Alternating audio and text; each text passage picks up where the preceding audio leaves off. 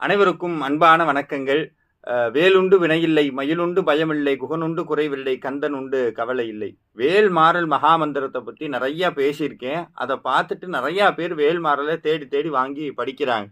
சமீபத்தில் எனக்கு ஒரு அம்மா தொலைபேசியில் கூப்பிட்டு சொன்னாங்க, நான் ஐயா வேல் மாறல் படிக்கலான்னு இருக்கேன்னு சொல்லி ஒரு குறிப்பிட்ட மாதத்துக்கு முன்னாடி கூப்பிட்டுருப்பாங்க. நிறையா பேர் கூப்பிட்டு சொல்கிறாங்க, மெசேஜ் அனுப்புகிறாங்க. நான் அவங்க அத்தனை பேருக்கும் நான் பிரார்த்தனை பண்ணுற முருகன்ட்ட, அவங்க எந்த காரணத்துக்காக அந்த வேல் மாறலை படிக்கிறாங்களோ அந்த காரணம் மட்டும் இல்லாமல் அவங்க கூட என்னைக்கும் முருகப்பெருமான் இருக்கணும்னு சொல்லி அவர்கிட்ட என்றைக்குமே நான் வேண்டுறது உண்டு.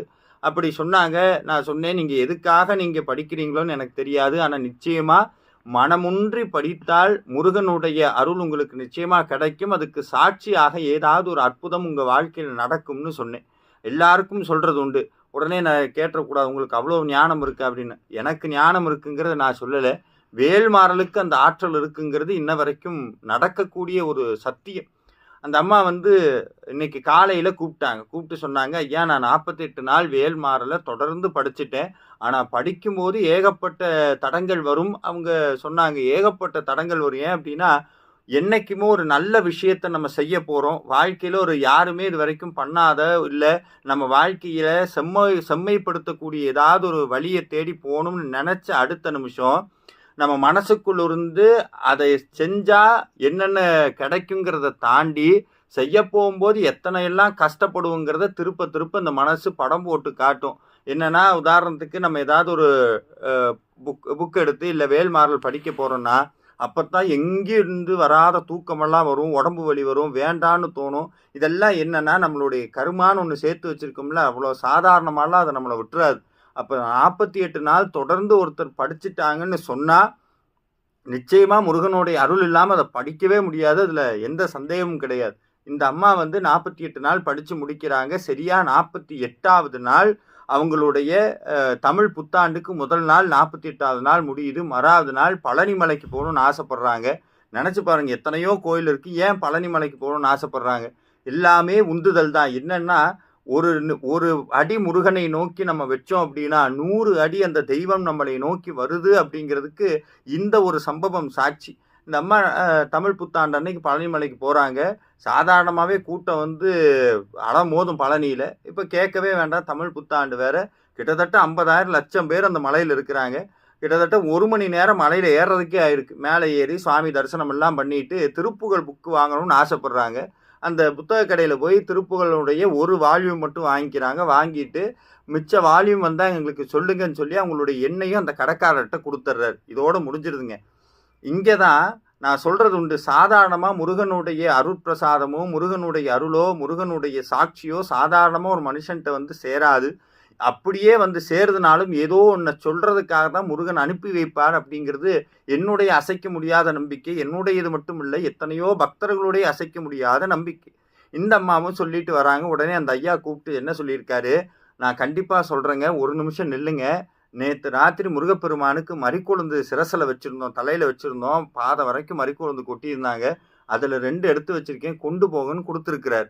இது மட்டும் அதிசயம் இல்லைங்க, 50,000 பேர் லட்சம் பேர் இருக்கக்கூடிய கோவிலில் யாருக்குமே கிடைக்காத முருகனுடைய வியர்வை தீர்த்தம் இன்னைக்கும் பழனிமலை முருகப்பெருமானுக்கு ராக்கால சந்தனம்னு ஒன்று உண்டு. என்னென்னா, சந்தன குழம்பை அரைத்து முருகனுடைய திருமேனியில் சாத்தி வச்சிருவாங்க. அவருடைய மேனிங்கிறது போகரால் செய்யப்பட்ட நவபாஷான விக்கிரகங்கிறது எல்லாருக்கும் தெரியும். ஒவ்வொரு நைட்டும் முருகப்பெருமானுக்கு வியர்க்க ஆரம்பிக்கும். அந்த வியர்க்கக்கூடிய துளி ஒரு வெள்ளி பாத்திரத்தில் அதை கலெக்ட் பண்ணி வைப்பாங்க. அதை மறுநாள் தீர்த்தத்தோடு கலந்து யார் வராங்களோ அவங்களுக்கு, யாருக்கு பாக்கியம் இருக்கோ அவங்களுக்கு கிடைக்கும். யாருக்கு முருகன் கொடுக்கணும்னு சொல்கிறாரோ அவருக்கு கிடைக்கும்.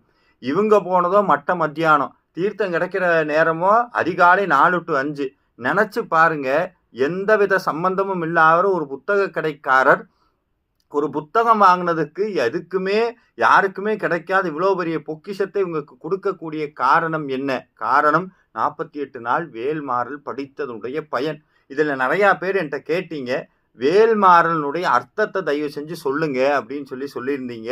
அதில் முதல் வரியோட அர்த்தத்தை மட்டும் சொல்கிறேன். ஒவ்வொரு வரிக்கும் ஒரு கதை, ஒவ்வொரு வரிக்கும் ஒரு அடுத்த வரியை சொல்லும்போது ஒரு எக்ஸ்பீரியன்ஸ், இன்னொரு அர்த்தம்னு சொன்னால் கேட்கறதுக்கு இன்னமும் நல்லா இருக்குங்கிறதுக்காக முதல் வரியை மட்டும் எடுத்துக்கிறேன். என்னன்னா, திருத்தணியில் உதித்தருளும் ஒருத்தன் மலை விருத்தன் என் உளத்தில் உரை கருத்தன் மயில் நடத்து குகன் வேலே. அதுதான் முதல் வரி, வேல்மாறல்ல வரக்கூடிய முதல் வரி.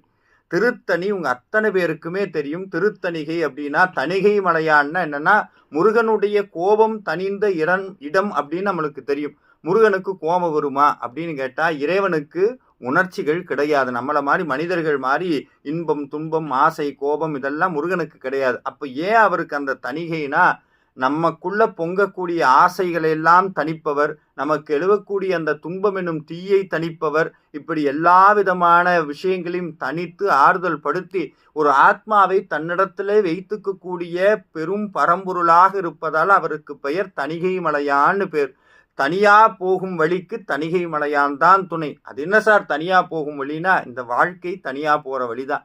நம்மளுக்கு அம்மா இருக்கலாம், அப்பா இருக்கலாம், மனைவி இருக்கலாம், கணவர் இருக்கலாம், எல்லா உறவுகளும் ஒரு நேரத்துல முடிஞ்சு போயிடும். பட்டினத்தார் சொல்லுவாரு, நேத்து வரைக்கும் அவங்க அப்பா, நேத்து வரைக்கும் அம்மா, நேத்து வரைக்கும் மனைவி, இந்த உடலை விட்டு உயிர் போகணும்னு ஒரு பேர் வச்சிருவாங்க, பிணம்னு வச்சிருவாங்க. பெயரினை நீக்கி பிணமென்று பெயரிட்டாரும்பார். அப்புறம் இதெல்லாம் இவ்வளவு ஞாபகம் எல்லாம் சுமந்துக்கிட்டு இருக்கமே, அது என்ன பண்ணுவாங்களா சொல்லுவார். என்னன்னா, சூறையிடம் காட்டிடம் போய் சுட்டிட்டு, அதாவது சுடுகாட்டில் போய் புதைச்சிட்டோ எரிச்சிட்டோ நீரினில் மூழ்கி நினைப்பொழிந்தாரேம்பார் பட்டினத்தார். என்னன்னா, தண்ணி இருக்குங்க, முங்குற வரைக்கும் அவங்க ஞாபகம் எல்லாம் இருக்குமா, அப்பா அம்மா மனைவி தம்பி என்னென்னமோ இருக்குமா, மூழ்கி எந்திரிக்கும் போது நினைவெல்லாம் விட்டுட்டு போயிடுவாங்களாம்.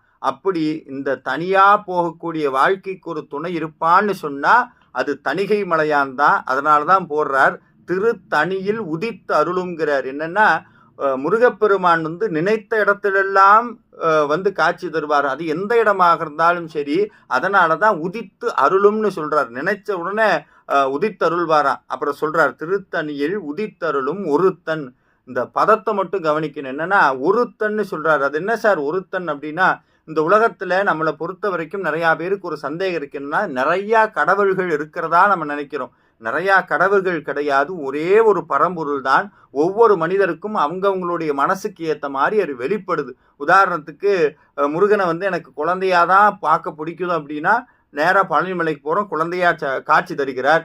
இல்லை அவரை சம்சாரியா பார்க்கணும்னு நினைச்சோம்னா வள்ளி தெய்வ யானையோட திருமண கோலத்துல நம்மளுடைய திருத்தணியில பார்க்கிறோம். இப்படி ஒவ்வொரு இடத்துலையும் ஒவ்வொரு விதமாக காட்சி தருகிறார். ஆனா அந்த பரம்பொருள் ஒருத்தன் தான், இறைவன் ஒருவன் தான். அவன் திருத்தணியில் இருக்கிறான். அவன் வேறு எங்க இருக்கிறானா, அழகா சொல்றார் பாருங்க. திருத்தணியில் உதித்தருளும் ஒருத்தன் மலை விருத்தன். அந்த மலையில வீற்றிருக்கக்கூடியவன் மலை விருத்தன். அதுக்கடுத்து தாங்க ஹைலைட். என்னன்னா, என் உளத்தில் உரை கருத்தன். உள்ளத்துல இருக்கக்கூடிய கருத்தா இருப்பாராம். என்ன சார் இது கருத்துன்னா என்ன? எண்ணம் அவ்வளவு சாதாரணமா அப்படி நினைச்சிடாதீங்க. ஓசோ ஒரு வார்த்தை சொல்றார், அவன் விதியை யார் சார் எழுதுறான் அப்படின்னா, அவன் விதிய அவனுடைய எண்ணங்கள் தான் எழுதுகிறதுங்கிறாரு ஓசோ. இந்த எண்ணம்ங்கிற ஒரு விஷயம்தான் மனிதனுடைய வாழ்க்கையினுடைய எல்லா பகுதியிலும் திருப்ப வருது. உதாரணத்துக்கு ஒருத்தன் நல்லா படிச்சு பெரிய இடத்துக்கு போகணும்னு ஆசைப்படுறான், ஒருத்தன் படிக்கவே வேணாம் ஜாலியா இருக்கணும்னு ஆசைப்படுறான். இதெல்லாம் எதனால சார் அமையுதுன்னா அவனுடைய எண்ணத்தினால் ஆகுது. அப்ப மனிதனுடைய வாழ்க்கை கர்மா ஒருத்தனை நடத்துவதற்கு பயன்படுத்தக்கூடிய ஆயுதம் அவன் மனதில் தோன்றக்கூடிய எண்ணங்கள். சுவாமி விவேகானந்தர் அழகா சொல்லுவார். என்னன்னா, உன்னை பத்தி தெரிஞ்சுக்கணுமா, யார்கிட்ட போய் கேட்கறது? யார்ட்டையும் போய் கேட்காத, தனியா போய் அறையில உட்காரு. அந்த அறையில உட்காரும் போது உன் மனதிலே என்னென்ன எண்ணங்கள் எல்லாம் தோன்றுகிறதோ அதுதான் உன்னுடைய வாழ்க்கையினுடைய செயல் திட்டம்ங்கிறார். உன் வாழ்க்கை இப்படித்தான் இருக்கும், அதுதான் நீங்கிறார். அப்ப நம்மளுடைய எண்ணங்கள் தான் நம் வாழ்க்கையினுடைய மிகப்பெரிய பங்களிக்கிறது. இதை நல்லா புரிஞ்சுக்கணும். அதனாலதான் நம்மளுடைய சமயம் நம்மளை பாட்டு பாடுங்க, மந்திரம் சொல்லுங்க. ஏன்னா இந்த எண்ணத்தை மாத்துறதுக்காக. அப்படி வாழ்க்கையை மாற்றணும்னா என்ன சார் பண்ணணும்னா, வேல் தான் நம்மளுடைய எண்ணமாக மாறணும், முருகன் நம்மளுடைய எண்ணமாக மாறணும், திருப்புகழ் நம்மளுடைய எண்ணமாக மாறணும். அப்படி மாறணும்னா வேல்மாறல் படிக்கணும். வேல்மாறல் படிச்சா என்னவா, முருகப்பெருமான் நம்மளுடைய மனதில் எண்ணமாக மாறிவிடுவாரா. என் உள்ளத்தில் உரை கருத்தன். அதுக்கு அடுத்து சொல்றார் பாருங்க, மயில் நடத்து குகன் வேலே. அழகான பேர், மயில் நடத்து குகன் வேலேங்கிறார். என்னன்னா, இங்க முருகன்னு சொல்லல, குகன்னு சொல்றார். ஏன் குகன்னா என்னன்னா, குகையில் வசிப்பவர்னு அர்த்தம். எந்த குகைனா, மனதுங்கிற குகைக்குள்ள இருக்கக்கூடிய பரம்பொருள். முருகனை வெளியே வெளியே ஓடி போய் தேடாம ஒவ்வொரு நாளும் திருப்புகளும் வேல்மாறலும் படிக்க படிக்க உள்ளுக்குள்ளே ஒரு வெளிச்சம் பிறக்கும், உள்ளுக்குள்ளே ஒரு ஒளி தோன்றும்.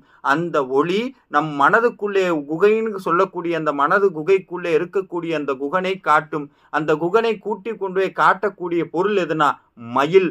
மயில் நம்மளை போய் முருகன்கிட்ட காட்டுமா. அப்படி காட்டும் போது அவர் கையில யாமிருக்க பயமேன்னு கையில வேலோட நிற்பாரா.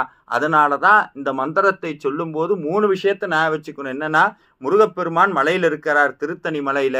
திருத்தணி மலையில மட்டும் இல்ல, அவர் எங்க வேணாலும் தோன்றுவார். எங்க முக்கியமா தோன்றுவாராம், மனசுக்குள்ள தோன்றுவாராம். மனசுக்குள்ள தோன்றிட்ட என்னமா, நம்ம வாழ்க்கையில ஏற்படக்கூடிய அந்த தேவையில்லாத கஷ்டங்கள் நம் எண்ணங்களால் நம் ஆசையினால் உருவாக்கிய மோசமான இந்த வாழ்க்கை மாறி நல்லபடியான வாழ்க்கையை நோக்கி திருப்புமா.